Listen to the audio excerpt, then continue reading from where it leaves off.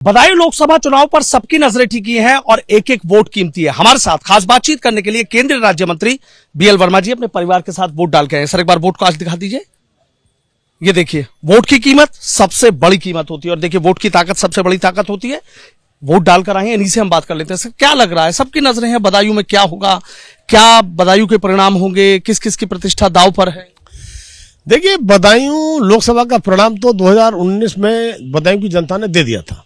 सपा बसपा का गठबंधन के बाद में भी बदायूं लोकसभा का कमल खिलाने का काम यहाँ की जनता ने किया था। लेकिन इस चुनाव में मैं कह सकता हूँ, ये चुनाव 2024 का विकसित भारत का संकल्प जो माननीय प्रधानमंत्री मोदी जी लेकर निकले हैं, ये उसको पूरा करने का चुनाव है। और विकसित भारत बनाने के लिए देश की जनता माननीय प्रधानमंत्री मोदी जी का आह्वान 400 पार, उसके लिए पूरी तरह से पूरा करने के लिए तैयार है। और बदायूं का जहां तक सवाल है, ये बाहरी प्रत्याशी सैफई परिवार लगातार सैफई के साथ साथ अन्य सीटों पर लड़ता रहा है। बदायूं पर भी ऐसा ही लड़ता रहा है, लेकिन स्वाभिमान और सम्मान बदायूं के लोगों का जागा है। तब मैं कह सकता हूं, ये समाजवादी पार्टी नाम जरूर है, पार्टी पूरी परिवारवादी है। और इस पार्टी परिवारवादी में अगर एक समाज जिसने कि समाजवादी पार्टी को बढ़ चढ़ करके आगे बढ़ाने का काम किया, यादव समाज, आज वही समाज ठगा सा महसूस कर रहा है।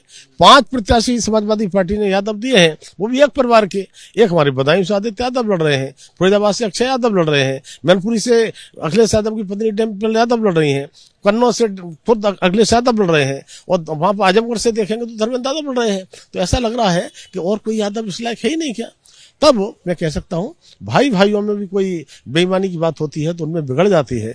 आज यादव समाज भी अपने से ठगा महसूस कर रहा है। तब मैं कहूंगा कि अखिलेश यादव के बारे में कहा जाता है, ऐसा कोई सगा नहीं जैसे अखिलेश ने ठगा नहीं।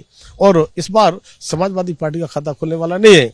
80 में से 80 उत्तर प्रदेश में कमल खिलने जा रहे हैं। पहले और दूसरे चरण का चुनाव हुआ है तो इन समाजवादी पार्टी हो, इंडी गठबंधन के और दलों, सबका सुपड़ा साफ दिखाई पड़ता है। और इस बार हम तीसरे चरण में भी फिर से पूरी की पूरी सीटें जीतेंगे और हम कमल खिलाकर यहाँ पर उत्तर प्रदेश में 80 में से 80 सीटें जीतकर इतिहास रचने का काम करेंगे। आदित्य यादव तो ये कह रहे हैं कि भाई क्या कहते हैं, इस बार तो साइकिल ही दौड़ेगी, कमल खिलने का तो सवाल ही नहीं उठता। साइकिल तो बहुत पहले पंचर हो गई। हाँ, इतना जरूर है, समाजवादी पार्टी का जो शासन था उत्तर प्रदेश में तो 2014 का चुनाव हुआ था, तो जिस तरह से गुंडई की, जिस तरह से बूथ कैप्चरिंग की, कितने सारे फर्जी सेक्टर मजिस्ट्रेट जो 100 से ज्यादा थे, 10-15 तो हमने पकड़े थे। एक ही पर्टिकुलर समाज के कुछ सिपाहियों को सेक्टर मजिस्ट्रेट करके बैठा दिया था।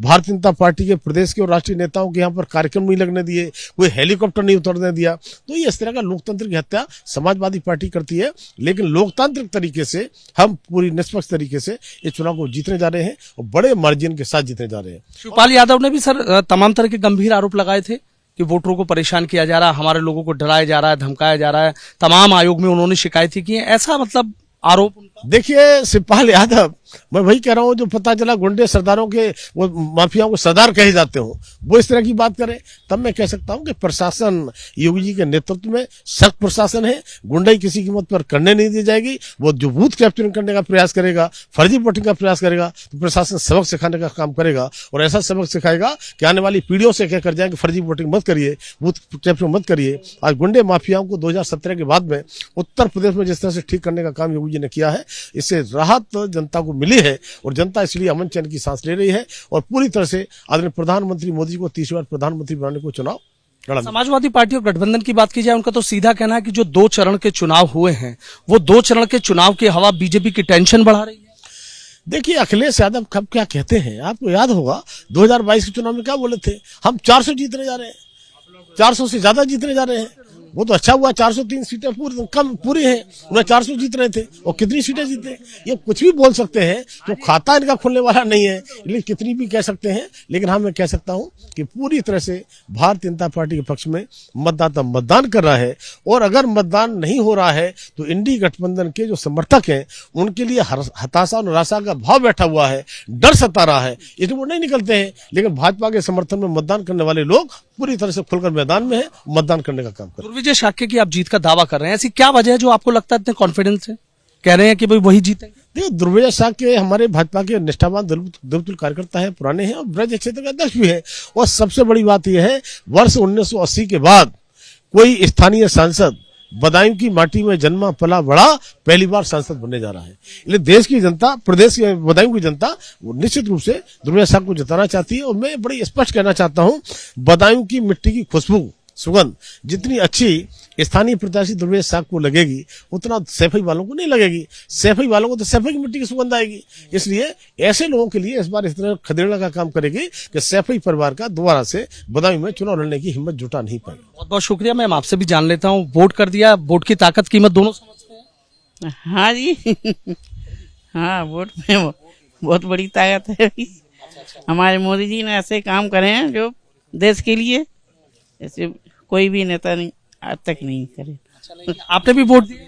जी कितनी ताकत और कीमत समझते हैं? जी, काफी ज्यादा। अपने हक के लिए तो वोट देना पड़ेगा ना, हमारा हक है वोट देना। अच्छा, क्या मुद्दा, क्या चीज सोच के वोट किया आपने? देश के लिए, हमें अपना देश के लिए नेता चुनना है ना, तो वोट करके आए? जी हाँ, क्या मुद्दा था, क्या चीज सोच के वोट किया? देखिए जो हमारा मुद्दा है वो पूर्णतः विकास के ऊपर है। विकास जो भारतीय जनता पार्टी ने किया है, प्रधानमंत्री मोदी जी ने किया है, वो सबको दिखा है, वो किसी से छुपा नहीं है। और जनता का पूरा विश्वास है इस बार। हमें कोई कॉन्फिडेंस खुद पे नहीं, जनता को खुद पर कॉन्फिडेंस है कि वो कौन से नेता को चुनने जा रहे हैं। 2 बार वो चुन चुके हैं और तीसरी बार भी लगातार वो यशस्वी प्रधानमंत्री श्री नरेंद्र मोदी को चुनने जा रहे हैं। इसी के साथ बहुत बहुत शुक्रिया। तो देखिए, केंद्रीय राज्य मंत्री हैं बीएल वर्मा, और किस तरीके से समाजवादी पार्टी पर आक्रामक और हमलावर नजर आ रहे हैं और सीधा जीत का दावा कर रहे हैं। हालांकि जीतेगा कौन, हारेगा कौन, ये बदायूं की जनता तय करेगी। लेकिन इतना जरूर है कि बदायूं का चुनाव बेहद दिलचस्प बना हुआ है। वीडियो जर्नलिस्ट आदित्य सिंह चौहान के साथ सनुज शर्मा, एबीपी न्यूज, बदायूं।